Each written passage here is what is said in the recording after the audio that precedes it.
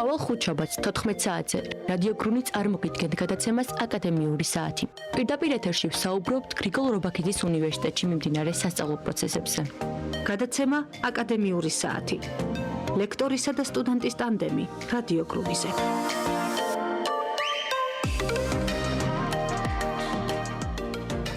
მოგესალმებით. უსმენთ და უყურებთ რადიო გრუნის ეთერშია გადაცემა აკადემიური საათი, რომელსაც დღეს მე, კესო მანჩხაშვილი გავუძღვები. საქართველოს ზოგად საგანმანათლებლო სკოლების გაძლიერების პროგრამის ფარგლებში, რომელიც გრიგოლ რობაქიძის უნივერსიტეტში უკვე 3 წელია მოქმედებს, პარტნიორი სკოლების დირექტორებისთვის 4 ივნის ტრენინგი, სტრატეგიების სკოლის ეფექტური ლიდერობისთვის გაიმართა. ტრენინგში მონაწილეობდნენ თბილისისა და რეგიონების 20 საჯარო სკოლის კერძო და საჯარო სკოლის მასწავლებლები და დირექტორები. ამ თემაზე სასაუბრო და ემოციების გასაზიარებლად დღეს ჩვენთან ერთად არის ქალაქ თბილისის 221 საჯარო სკოლის დირექტორი ქალბატონი ინგა სააკაშვილი. მოგესალმებით, მადლობა გადაცემაში სტუმრობისათვის. მადლობა, მეც მოგესალმებით, მადლობას გიხდით მოწვევისთვის. ასევე მივესალმებით თქვენ მსმენელს. დიახ, მინდა გითხრათ, რომ ვარ 221 საჯარო სკოლის დირექტორი. ინგა სააკაშვილი. მინდა გითხრათ, რომ ეს პატარა ის გავაკეთო შესავალი გრუნის უნივერსიტეტთან, გრიგოლ რობაქიძის სახელობის უნივერსიტეტთან დაკავშირებით. ეს მინდა რომ დიდი სიხარული და სიამაყით აღვნიშნო ჩვენი სკოლის მიერ გადადგმული ნაბიჯი, რომელიც ეს იყო სკოლამ გადადგა ეს ნაბიჯი აკადემიური, რა თქმა უნდა, ზრდისა და ინოვაციისკენ ჩვენ ოფიციალურად მოვაწერეთ მემორანდუმს ხელი. მაგას მემორანდუმიც ეს არის ერთობლივი დეკლარაცია, რომელიც გაფორმდა 2023 წლის 23 დეკემბერს. მინდა გითხრათ, რომ აი ეს ერთობლივი დეკლარაცია ქმნის თანამშრომლობის ერთიან სივრცეს, განათლების საერთაშორისო და ევროპული ტრადიციებისა და ღირებულებების დასამკვიდრებლად, რაც მინდა გითხრათ, რომ ძალიან ისეთი მტკიცე საძირკველს წარმოადგენს ნაყოფიერი თანამშრომლობისთვის და პარტნიორობისთვის, რომელიც, რა თქმა უნდა, სარგებელს მოუტანს არა მარტო მოსწავლეებს, არამედ მასწავლებლებს და მთლიანად ამ სკოლას. ეს შეთანხმება, მინდა გითხრათ, რომ არ არის უბრალოდ ესე ფორმალური დოკუმენტი, უფრო მეტია, ეს არის საერთო ვალდებულება ხარისხიანი განათლების, ინოვაციური მიდგომებისა და ამ უწყვეტი განვითარებისთვის. ამ გრუნის გრიგოლ რობაქიძის სახელობის უნივერსიტეტთან თანამშრომლობით ჩვენი სკოლა იღებს წვდომას უნივერსიტეტის რესურსებსა და პროფესიულ გამოცდილებებზე. ჩვენი პედაგოგები, ასევე სკოლის დირექტორები და ამ შემთხვევაში მეც შესაძლებლობა გვაქვს, რომ მივიღოთ მონაწილეობა ამ პროფესიული განვითარების პროგრამებში, რაც რა თქმა უნდა აძლიერებს ამ სასწავლებასა და მართვის ხარისხს.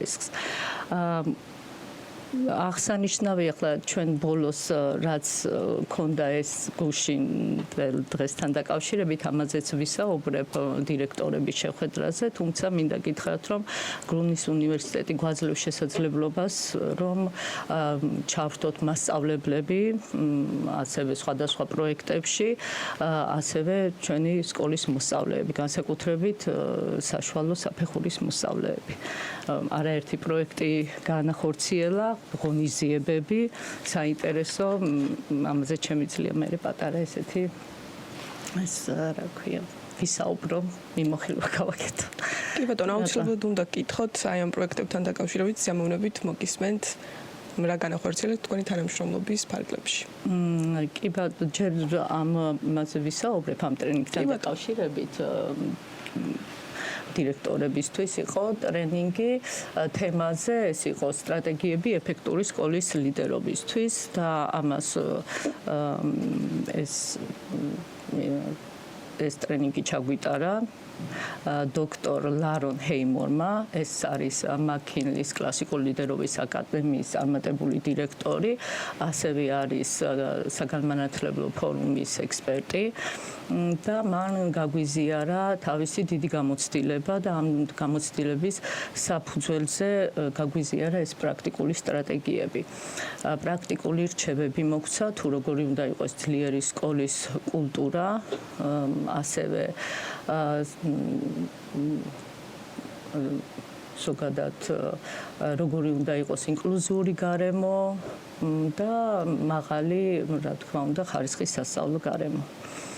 ასევე მან გაგვიზიარა შეხედულებები, რომელიც იყო დაფუძნებული კვლევებზე, ასევე პირად გამოცდილებაზე, მოგცა ჩვენ ძალიან ისეთი ღირებული ინსტრუმენტები სკოლის ლიდერობისთვის და ეს შეხვედრა არ იყო მარტო ლექციური ტიპის, მინდა გითხრათ, იყო ასევე ჩავერთეთ ჩვენ რეფლექსურ დისკუსიებში, საუბრობდით ჩვენს გამოცდილებაზეც ასევე და ძალიან მნიშვნელოვანია ხომ ასეთი შეხვედრები, იმიტომ რომ ჩვენ ერთმანეთს ფაქტიურად სკოლებს ერთი და იგივე პრობლემა გვაწუხებს და ამ პრობლემებზე ხშირად ეს ვუზიარებთ, ვიღებთ საუკეთესო, თქვათ, პრაქტიკას, ვუსმენთ და ასე შემდეგ. ამიტომ მე ვფიქრობ, რომ ძალიან ისეთი მნიშვნელოვანია ხომ ასეთი შეხვედრები. კი ბატონო, ძალიან საინტერესოა. თქვენ როგორც აღნიშნეთ, ძალიან კვალიფიციური ტრენერები ატარებენ ამ ტრენინგს, მაგრამ როგორ ფიქრობთ, თვითონ კერძო და საჯარო სკოლების დირექტორების გამოცდილების გაზიარება რამდენად ამდიდრებს ასეთ შეხვედრებს? რა თქმა უნდა, როდესაც ახლა კერძო სკოლებს ფიქრობ, რომ უფრო კიდე სხვა პრობლემა აქვს და საჯარო სკოლებს სხვა პრობლემა, თუმცა მაინც ვნახულობთ იქ რაღაცა კავშირებს და რა თქმა უნდა, ეს შეხვედრები ძალიან მნიშვნელოვანია და მართლა ჩვენს, იმიტომ ასეთი შეხვედრები მინდა გითხრათ, რომ სკოლას უფრო ხდის რაღაცა ისეთ წარმატებულს, უფრო მეტად ფიქრობთ ამ გადაწყვეტილებებზე, როგორ მივიღოთ ეს პრობლემები, როგორ გადავწყვიტოთ და ფიქრობ, რომ რა ვიცი, ძალიან კარგია, მე მოხარული ვარ, რომ ხშირად გვაქვს ხოლმე ასეთი შეხვედრები. კი ბატონო, ტრენინგის შინაარსიდან გამომდინარე, რას აღნიშნავდით, როგორც მნიშვნელოვან გამოწვევას სკოლის ლიდერებისთვის საქართველოში? ზოგადად იქ იყო ასეთი საკითხი კომუნიკაციასთან დაკავშირებით, აი მშობლებთან კომუნიკაციის თემა ძალიან ისეთი მნიშვნელოვანია და მინდა გითხრათ, რომ როდესაც როგორ რა გზით შეიძლება მშობლებთან კომუნიკაცია, ასევე როგორ უნდა მოვახდინოთ, ასევე ნებისმიერი გადაწყვეტილების მიღებისას, რომ ეს ჩვენ პირადად ჩვენ უნდა მივიღოთ ეს გადაწყვეტილება და საინტერესოა მათაც მოვუსმინოთ. ასევე პრიორიტეტი უნდა მივანიჭოთ სამართლიანობას და გამჭვირვალობას. ასე მინდა გითხრათ, რომ ძალიან მნიშვნელოვანია ემოციების მართვა. ძალიან მნიშვნელოვანია თანაგრძნობა, აქტიური მოსმენა, უსმენთ არა მარტო მშობლებს, არამედ რა თქმა უნდა მოსწავლეებს, უნდა გავითვალისწინოთ აქ მოსწავლეების ინტერესები და მინდა გითხრათ, რომ აი ამით ჩვენ უფრო ვამყარებთ ძლიერ ინტერპერსონალურ ურთიერთობებს. ამ ტრენინგის მანძილზე ეს ტრენინგის ვისმენდი და აი თან პარალელურად ვაანალიზებდი ჩემი ლიდერობის პრაქტიკას კი. და რა თქმა უნდა ამ ტრენინგმა მომცა ეს ახალი იდეები, ახალი პერსპექტივები, რომლებსაც ვეცდები რომ ჩემს სკოლას მოვარგო. კი ბატონო, როგორ ფიქრობთ, შესაძლოა თუ არა რომ მსგავსი ტრენინგები გახდეს სკოლის დირექტორთა რეგულარული პროფესიული განვითარების ნაწილი? თქვენ აღნიშნეთ ბევრი დადებითი ნაწილი ამ ტრენინგის და ესეც რომ გითხრათ. დიახ, რა თქმა უნდა, ესეთი ტრენინგები ბევრ რამეზე დაგვაფიქრებს და რა თქმა უნდა ხელს უწყობს დირექტორების პროფესიულ განვითარებას, ახალბედა დირექტორების პროფესიულ განვითარებას და რა თქმა უნდა მომავალი ლიდერებისთვისაც ესეც ნამდვილად ძალიან მნიშვნელოვანია. კი ბატონო, როგორ და რა ფორმით გეგმავთ ტრენინგზე მიღებული ცოდნის გაზიარებას თქვენი სკოლის პედაგოგიურ კოლექტივთან? ამაზე ახლა ცოტა ესეთი დასაფიქრებელი არის ნამდვილად და ნამდვილად ფიქრობ, ხა ეს გუში მქონდა ეს ტრენინგი და უკვე დავიწყე ამაზე ფიქრი, რომ როგორ გავაკეთოთ თუნდაც ის კომუნიკაცია, რა გზებით მოვახერხოთ, თქვათ, ჩვენ მქონდა ჩვენი საშუალებები, გზები, მშობელთან კომუნიკაციის, თუმცა იქ ბევრი რაღაცა ესეთი მიმანიშნებელი იყო ტრენინგზე, რაზეც ცოტა დავფიქრდი, რომ მოდი ახლა ამ გზით ვწდი. ასევე იქ იყო კიდევ ერთი საკითხი, რომელზეც ძალიან ისე ფიქრობ, მოსწავლეთა ინტერესების გათვალისწინება და როგორ ჩავრთოთ ის ბავშვები საგაკვეთილო პროცესში, როგორ დავაინტერესოთ, განსაკუთრებით საშუალო საფეხურის მოსწავლეებზე აქ საუბარი, როგორ დავგეგმოთ გაკვეთილი, საიდან გამოვიდეთ გაკვეთილის დაგეგმვის დროს, რას მივაქციოთ ყურადღება და აი ჩვენ კურიკულუმებში, რასაც მასწავლებლები ქმნიან, როდესაც იწყებენ ამის შექმნას, საიდან უნდა დაიწყონ? ანუ რა თქმა უნდა ბავშვების ინტერესებიდან გამომდინარე, რა ინტერესებთ მათ და მე იქიდან მოვარგოთ მთელი ეს საგაკვეთილო პროცესი. ძალიან საინტერესოა. ბევრი რჩევა აღნიშნეთ თქვენაც ტრენინგიდან მიიღეთ და გამოცდილება, თუმცა გვინდა გაგვიზიაროთ ერთი გამოყოფილი, ასე ვთქვათ, რჩევა, როგორც მოსწავლეებისთვის, ასევე მასწავლებლებისთვის.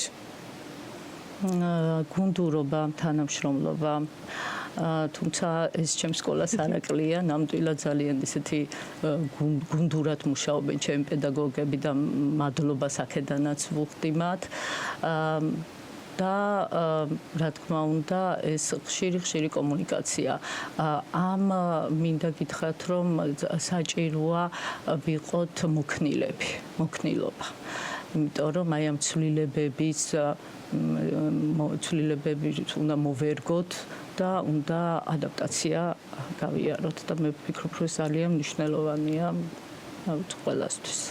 კი ბატონო, და ისევ რომ დავუბრუნდეთ პროექტებს, რაც გრიგოლ რობაქიძის უნივერსიტეტთან ერთად განახორციელეთ, ამაზეც რომ გვითხრათ რამდენიმე სიტყვა.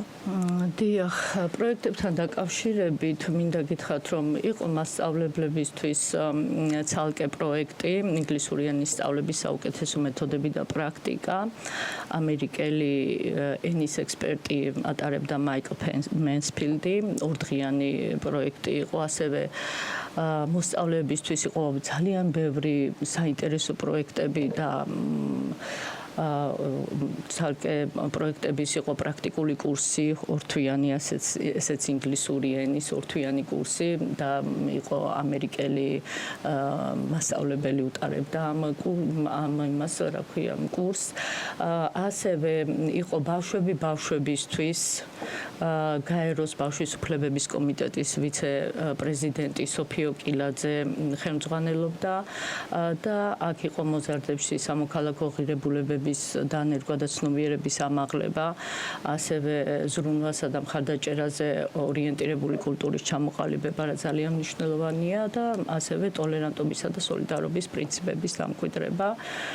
მოზარდთა აკადემია, რომელიც აი არ ვიცი როგორი ესეთი საინტერესო და სხვათა შორის სულ აღნიშნავდნენ მე-11-მე-12 კლასელები, რომ როდესაც ვეკითხებოდი, რომ მათი არჩევანი რა იყო, მომავლო გეგმები, სულ ამბობდნენ, რომ აი ჯერ კიდე არ გვაქვს გადაწყვეტილი და ცდილობდი, რომ ჩვენი რესურსით, აი თუნდაც ამ მშობლების რესურსით ჩაგვეტარებინა რამოდენიმე შეხვედრა ბავშვებთან, რომ ესაუბრათ თავიანთ პროფესიებზე და აი გრიგოლ რობაქიძის სახელობის უნივერსიტეტმა მოგვცა ეს არაჩვეულებრივი შესაძლებლობა, რომ ეს არის მოზარდთა აკადემია. იქ იყო, ესე იგი, პროექტები იყო, გახდი იურისტი, გახდი ჟურნალისტი, ფსიქოლოგი, გახდი სტომატოლოგი და თვითონ გეგმავდნენ, ხელს უწყობდა, რომ დაეგეგმა თავისი მომავალი და აერჩიათ სწორად, აერჩიათ თავისი პროფესია. ეს ძალიან ისეთი საინტერესო პროექტი იყო. ასევე ბოლოს ჩემი მეათე მე-11 კლასის მოსწავლეები მყავდა გრიგოლ რობაქიძის სახელობის უნივერსიტეტში სემინარზე უცხოელი პროფესორი ატარებდა ხელოვნური ინტელექტი, ეს იყო ხოსე რომერო, ბატონი ხოსე რომერო ხელოვნური ინტელექტი განათლებაში. მისი დადებითი და უარყოფითი მხარე ასევე ბევრი საინტერესო პროექტებს გვთავაზობს ხოლმე და ეს მე ვფიქრობ, რომ აი ძალიან მნიშვნელოვანია. იმიტომ რომ ეს გამოცდილება არამხოლოდ გაამდიდრებს მათ ამ განათლებას და უფრო მრავალფეროვანს გახდეს, არამედ მათ შთააგონებს, რომ უფრო მაღალი მიზნები დაისახონ ამ აკადემიურ გზას, მათ აკადემიურ გზას. აუცილებლად უნდა დაგეთანხმოთ, რომ თანამედროვე სამყაროში მსგავსი პროექტების არსებობა თანამედროვე გამოწვევების ფონზე არის უმნიშვნელოვანესი. დიდი მადლობა საინტერესო ინტერვიუსთვის, წარმატებას გისურვებთ. ერთი მინდა რომ განსაკუთრებული მადლობა მინდა გადავუხადო ყველას, ვინც ამ დეკლარაცია ერთობლივ დეკლარაციაში შეიტანა წვლილი ამ თანამშრომლობის განხორციელებაში და განსაკუთრებით მინდა მადლობა გადავუხადო გრიგოლ რობაქიძის სახელობის უნივერსიტეტის რექტორს ბატონ მამუკა თავხელიძეს და ჩვენ მოუთმენლად ველოდებით სულ ასეთ შესაძლებლობებს, რადგან ისინი დადებით გავლენას ახდენს ნამდვილად ჩვენ სკოლას. უღრმესი მადლობა, წარმატებას გისურვებთ. მადლობა რომ იყავით ჩვენთან ერთად, დროებით გემშვიდობებით. მადლობა.